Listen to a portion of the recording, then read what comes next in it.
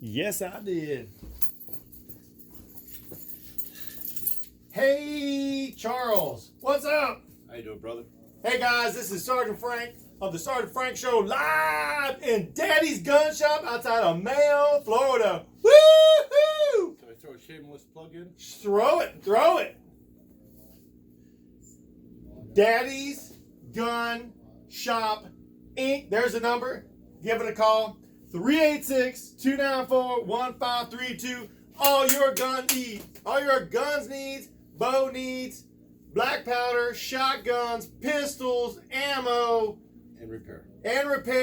everything you need, gear here today.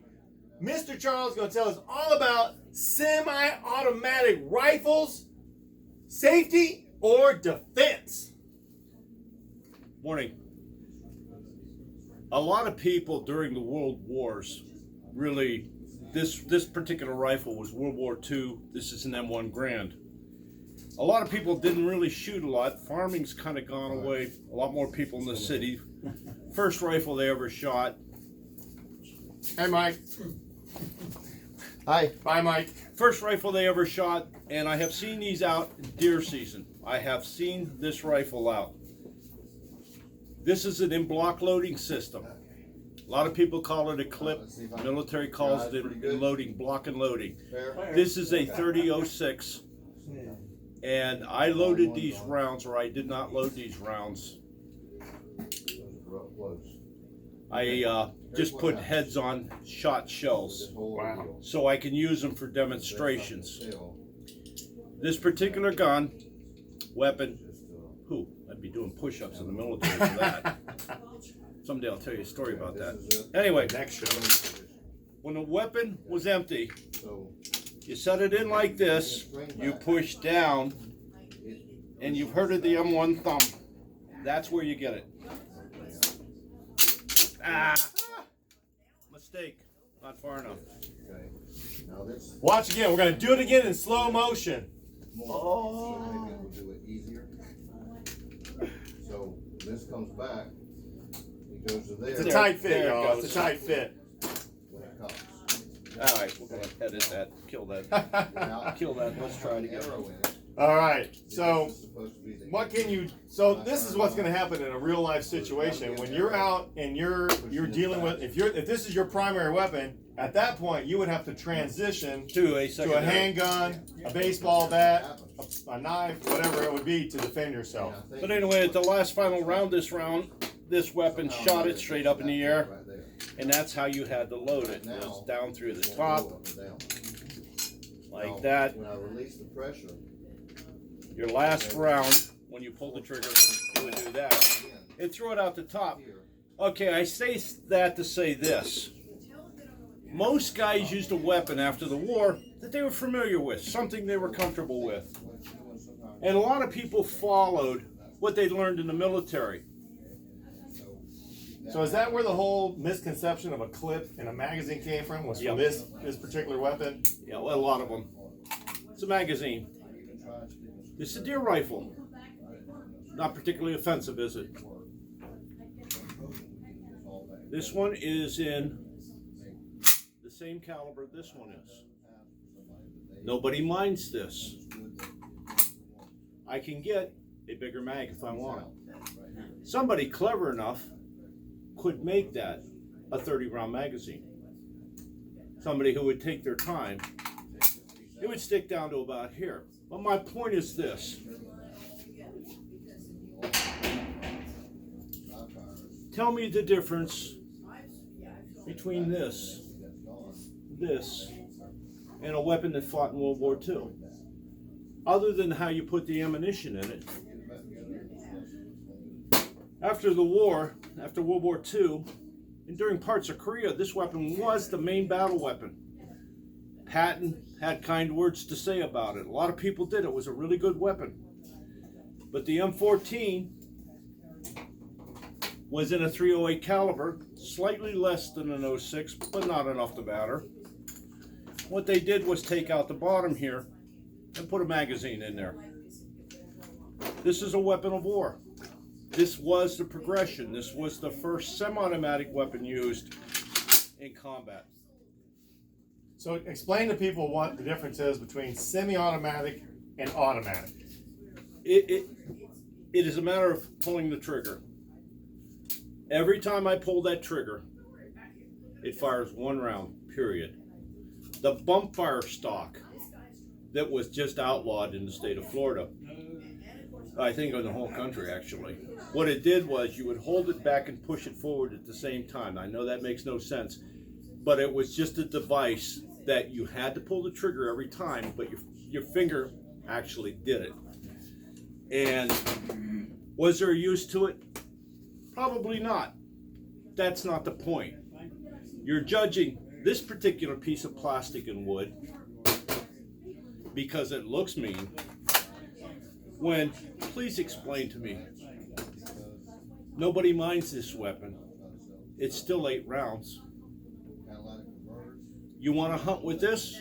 You get a 5-round magazine. They actually make a device that fits in there, kind of pearls it like in. a plug, right? Yep. And it puts it in and only make it a 5. They make the same for this. And what would be the advantage of using the lighter gun for a hunting application as opposed to this gun as a hunting application? We all know Sergeant Frank's a big, strong man. We're going to show him. Hold that. Oh, Hold that out like this. No, like that. okay, like this. All right. And we'll wait 3 minutes and see what happens. I'm kidding. I like the way this show's going. Ed, I'm going to talk to my director. But yeah, there's a considerable difference in weight. This is a very, very big weapon. So basically, you're saying it's personal preference, That's it. and the same situation for this. It's now this is the difference. The weight of this is slightly. This is heavy. This is slightly heavy, and this is totally light. But the point is this: it's personal preference to the user, because if I can go into the outdoors and I want to go hunting, and let's say I'm an older dude and I'm losing some of my muscle and I want to carry. What do you say? I'm not saying anything. I'm just saying He's what saying if something. it's a hypothetical. I'm just saying it's a hypothetical, and you want to use this weapon to harvest an animal, and you can be proficient and use all the safety rules, your licensing, and your conservation efforts. What is the problem with that? I grew up on a farm up in northern Pennsylvania, about 50 miles south of Lake Erie. There was 8 kids in my family. Deer meat was not a luxury. Okay, Dad worked, Mom, 8 kids. You know she stayed home. Look, I used one rifle for deer meat. I don't apologize for it. It was the way it was. You don't know if a person needs to feed their family, and this is the only rifle he's got. This is the only rifle he's got, or this one.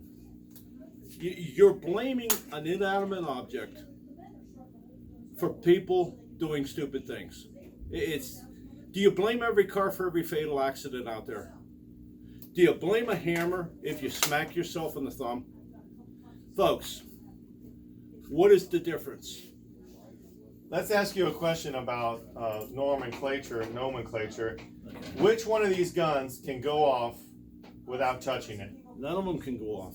They're not going to go off. You have to take a couple steps, and I'll show you this one. Chamber clear? Yep. Safety's here. Believe it or not, the safety's in front of the trigger. You have to push it forward and then pull the hammer. You hear it fall? Yep. Now, that was the only thing about this gun that was, this weapon that just wasn't real good. You're in Korea, 20 degrees below zero, and you got a glove on. Do you think anybody ever pushed that safety off and the hammer went? Right. Period. Right. So the point I was making earlier about the guns not firing by themselves is They're not going to go off. it's not muscle, it's mentality. Yeah. And it's the person, it's the brain behind this operation that makes it used for good or not good. Any one of these weapons can be used to feed a family and defend a family, and you don't want people taking that right away from you. Blaming this inanimate object for gun violence is just like blaming a pencil for a bad grade. Or a car for a fatal accident, or a pole for falling and hitting a house and starting a fire. Come on, folks. It's the person behind the gun. I've used this gun in the line of duty for better than 25 years. Fortunately, I never had to fire it. Do I know how? Yes, I do. This is an old friend. What I'm saying is, it never went off. It never blew a kid apart. It did exactly what I told it to do every time. I used this 20-some years. Carried one of these in the military, back in the dark ages. Not only protecting our country, but then as a police officer, protecting our Protecting our community and our children in schools. So folks, this is the thing. If you don't get out and start voting, and you enjoy the luxury of being able to protect your family or go into the outdoors and feed your family with grass-fed meat, the most organic meat on the planet, don't vote. Let somebody else make a decision about your life. Or register to vote like any responsible American is doing and make a difference and help us put the United back in the United States. If you got any value from this video today, please like and share. Subscribe to our YouTube channel. Come to our website at myaacusa.org. Today, any other shows you want to see us do, anything about any gun, any weapon, anything, please send me a direct message and I will get to work on it ASAP. And as usual, thank you so much, Charles, of Daddy's Gun Shop outside of Mayo, Florida, for educating our public. One more shameless For plug. educating our public about safety and the history of a gun that put the freedom in our country. When you lay in bed at night and you pull the blanket of freedom around your neck, this is one of those weapons that provided that freedom to you. So don't take your voting situation lightly.